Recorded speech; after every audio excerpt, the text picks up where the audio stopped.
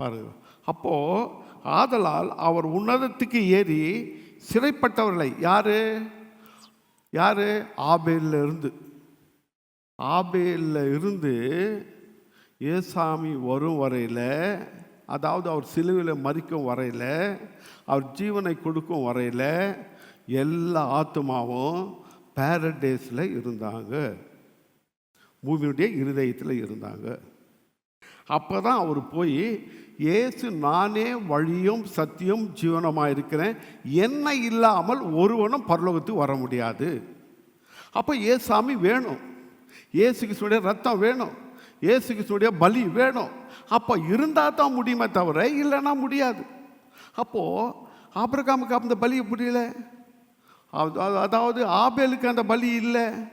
ஆபேலில் இருந்து இயேசு ஜீவனை கொடுத்து மரிக்கும் வரையிலே எல்லாம் முடிந்தது, பிதாவே நீங்கள் கொடுத்த காரியங்கள் எல்லாம் முடிந்தது என்று சொல்லி தன் ஆவியை எங்கிருந்து புறப்பட்டு வந்ததோ அவரிடத்தில் ஒப்படைச்சினாங்க. அவர் ஜீவனை விட்டார். இப்போ மறுபடியும் என்ன செய்கிறாருன்னா, கீழே அவர் சும்மா இல்லை, அப்போவும் வேலை செய்ய ஆரம்பிக்கிறார். நாம் பார்த்தீங்களா எப்படி வேலை செய்கிறோமா? ஏசாமி பாருங்கள், அப்போ கூட போயிட்டு அவர் என்ன செய்தார், பூமி பாதாளத்தில் இறங்கி அவர் என்ன பண்ணார், அங்கே பிரசங்கம் பண்ணுறார், ரட்சிப்பை பற்றி பிரசங்கம் பண்ணுறார். யாருக்கு பிரசங்கம் பண்ணுறாரு? ஆபேலுக்கு பிரசங்கம் பண்ணுறார். ஆபேல் ஏசாமிக்கு தெரியாது இல்லையா, இயேசு கிறிஸ்துக்கு தெரியாது, இயேசு கிறிஸ்துவும் அறியாது இருக்கிறான். அதே சமயத்தில் ஆபிரகாம் என் நாளை காண ஆசையாக இருந்தான், கண்டு களி கூர்ந்தான் என்று இயேசு கிறிஸ்து சொல்கிறார்.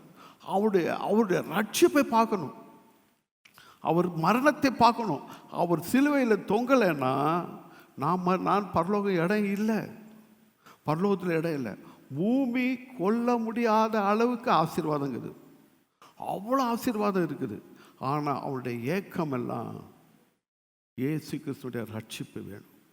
அதனால தான் ஈசாக்கு பலி கொடுக்கும் பொழுது, ஒரே பிள்ளையை பலி கொடுக்கும்போது, உன் பிள்ளையாண்டன் மேலே கையை போடாதப்பா, மோரியா மலையில் போய் கொடுக்குறார், உன் பிள்ளையாண்டன் மேலே கையை போடாத, நீங்களும் நானும் சாக வேண்டும், பாவத்துக்காக சாக வேண்டும், நம்ம மேலே கையை போடாதபடி பிதாவாகிய தேவன் சொல்லி தன்னுடைய குமாரனாகிய ஆட்டை பலி கொடுக்கும்படி செய்தார்.